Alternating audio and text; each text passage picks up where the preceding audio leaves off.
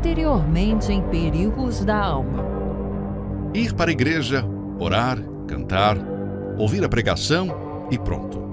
Cumpri meu papel de cristão. No domingo seguinte, tudo de novo.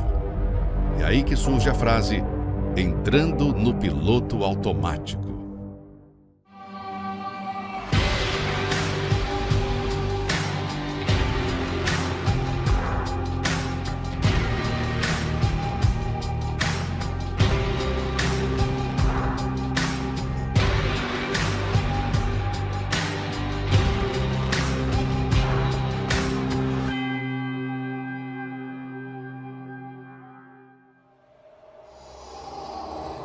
Episódio de hoje: pornografia.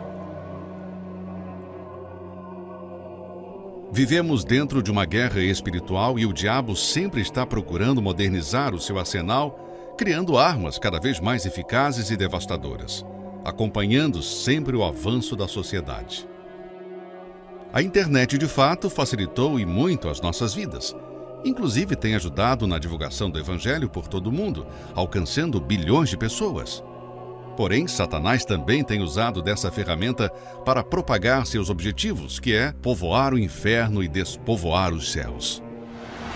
O que iremos abordar hoje, certamente, é uma das maiores armas inventadas pelo mal para destruir almas nos últimos tempos: a pornografia. Antigamente, para se ter acesso a esse tipo de conteúdo, as pessoas tinham que se expor ao irem numa banca de revistas, numa locadora de fitas VHS ou cinema, o que causava certo constrangimento. Mas hoje, tudo que se precisa é apenas um clique na privacidade de sua casa. A facilidade de acesso a esse material tem gerado consequências devastadoras. Para se ter uma ideia, a pornografia tem os mesmos efeitos da cocaína no cérebro. Ela causa os mesmos danos que qualquer outra droga mortal. Mas aonde está o grande perigo da pornografia?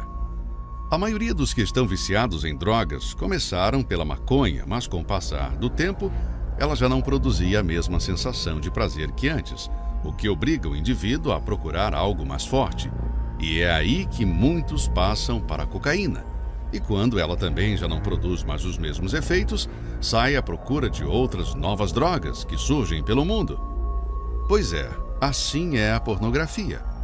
Uma vez consumida, ela começa a obrigar a pessoa a ir em busca de algo que proporcione mais prazer, o que acaba se tornando um vício. Ela é a porta de acesso para outros pecados. Há quem diga que é a antessala do adultério e da prostituição. Ela já causou muito sofrimento, dor e destruição em muitos casamentos. Ela tem destruído a mente de muitos que cada vez mais cedo têm a consumido. Tudo começa num clique. De uma sugestão que surge no canto da tela, a curiosidade é atiçada e daí nasce a cobiça.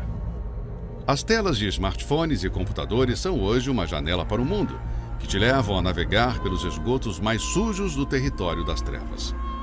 Quando você acessa esse tipo de conteúdo, é como se você estivesse permitindo que todo o lixo do mundo entre na sua mente e na sua casa. E uma vez sua mente com esse lixo, fica muito difícil de despoluí-la. O que mais assusta é que esse perigo está cada vez mais agindo no meio cristão. Uma igreja americana encomendou uma pesquisa sobre esse assunto. As estatísticas foram alarmantes.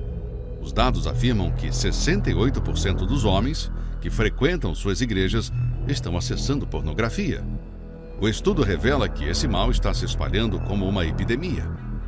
Se tratando da alma, ela causa o grande perigo de manchar a consciência, pois logo após de consumir a pornografia, a pessoa se sente imunda, culpada, e quando vai orar, sente que Deus não ouve mais a sua oração. Isso acontece porque o pecado gera dúvida, e a dúvida impede a ação da fé, que é o único canal de comunicação com Deus. O diabo trabalha na mente das pessoas em minimizar a gravidade desse pecado. Há quem diga não ser um pecado, mas se não é, por que as pessoas praticam escondidas, com medo de que alguém a veja? Por que apagam o histórico do seu navegador?